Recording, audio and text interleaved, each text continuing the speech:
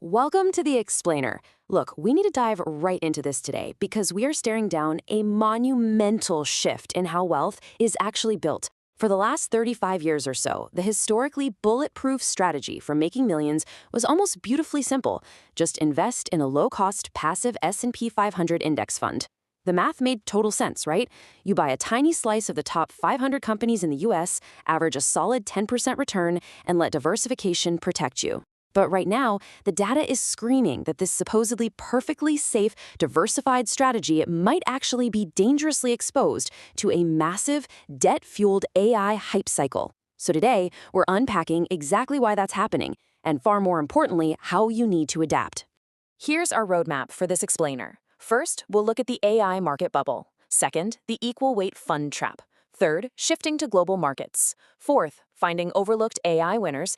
And finally, number 5, gold and cash reserves. Let's get right into it. Section 1, the AI market bubble.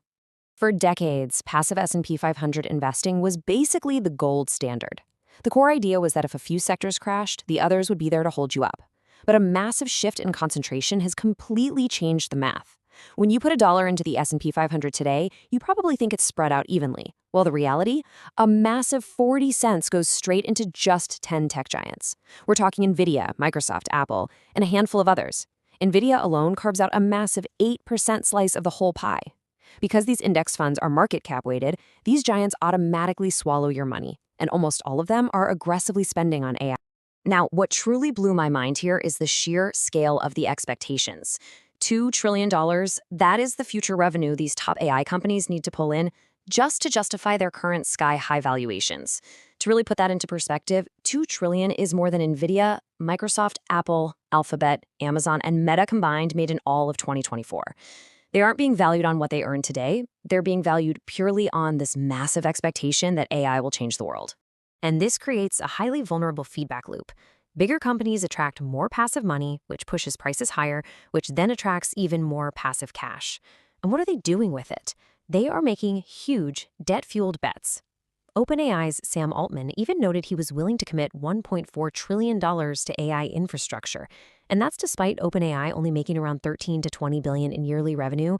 It's a fragile web of massive spending holding up the U.S. economy right now, meaning if this bubble pops, the ripple effects will be catastrophic. Which brings us to Section 2, the equal weight fund trap. So, if the S&P 500 is too top-heavy, the most obvious fix is to just shift your money to an equal-weighted fund, where every single company gets a 2% share, right? Well, actually, that introduces a massive flaw called negative momentum. When a company takes off, think about Tesla during its massive run.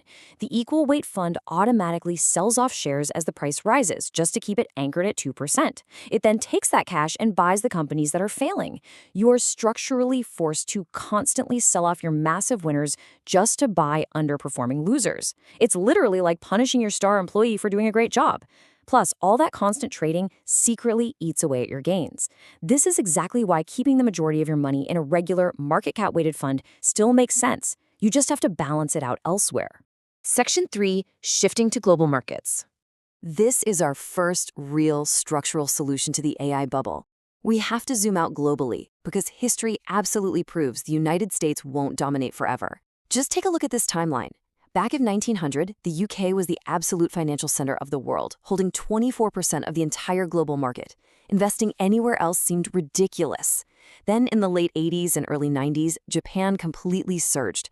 Their electronics and car companies were untouchable, and everyone thought Japan was the inevitable future. But America bounced back. The key takeaway here is that global leadership is never permanent. I absolutely love this quote because it beautifully simplifies global economics. Think of the global stock market like a multi-layered cake. Each flavor or color represents a different country's economy. The cake itself, the global market, is always there. But over the decades, different layers naturally get thicker while others get thinner. A global fund automatically rebalances as these economies organically rise and fall, meaning you literally never have to guess who is going to win next. So how do we actually apply this? Through global funds. A fund like VWRP, for example, gives you instant exposure to over 3,700 companies across 45 countries for a tiny 0.19% fee. If you're in the US, Fidelity's FSPSX is a very similar option. The brilliant part about this is it grants you access to absolute global juggernauts like TSMC, Samsung, Toyota, and AstraZeneca. These are companies operating at massive scale, driving real growth, but they are totally excluded from the S&P 500 simply because of where their headquarters happen to be located. Moving on to Section 4, Finding Overlooked AI Winners.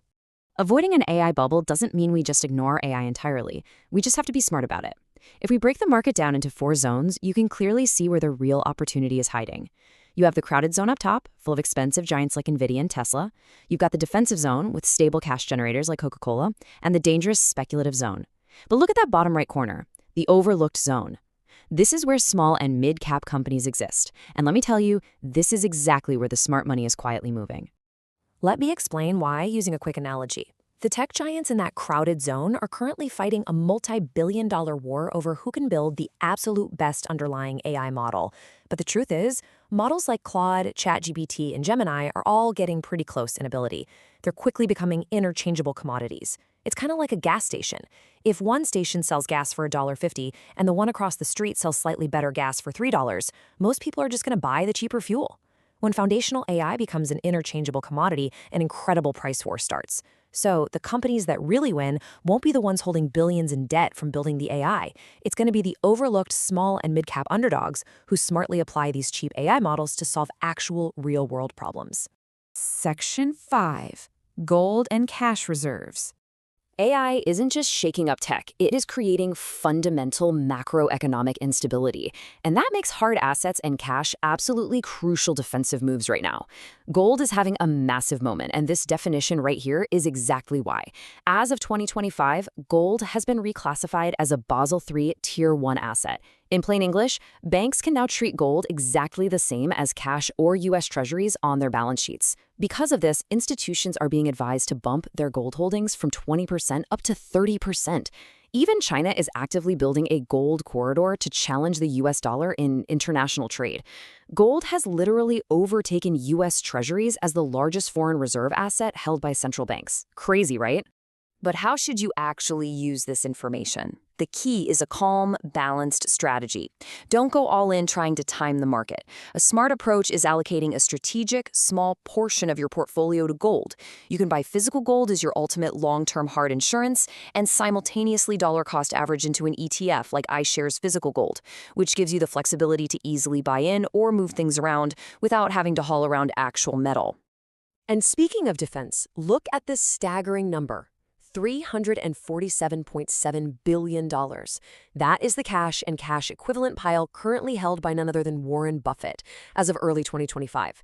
He has been aggressively increasing this over the last couple of years. The most successful value investor of all time is currently hoarding cash because he simply doesn't see opportunities in the market right now that justify the current prices. You see, the absolute biggest mistake investors make is not having a big enough cash reserve. If an AI bubble pops, you do not want to be forced to sell your investments at the absolute worst possible time just to cover your real-life expenses. Having cash on hand completely protects your livelihood. But more than that, cash provides the ammunition you need. When the market inevitably crashes, cash gives you the power to confidently buy the dip while everyone else is panicking. Conclusion: prepare, don't predict. So let's tie this entire explainer together. The goal isn't to abandon the market. You absolutely still keep the majority of your money in the S&P 500. So if AI continues to drive phenomenal growth, you are right there riding the wave. But you have to fortify those walls. You diversify globally, so you aren't reliant on just one country. You look for overlooked mid-caps that actually apply AI, and you anchor yourself with strategic reserves of gold and cash. Because ultimately, it all comes down to this single crucial question. Are you trying to predict the market or prepare for it? Nobody knows exactly what the AI boom will do next. The smartest investors don't waste their energy blindly predicting the future. They prepare their portfolios to thrive in multiple outcomes. Let that sink in as you look at your own investments this week. Thanks so much for joining me on this explainer, and keep learning.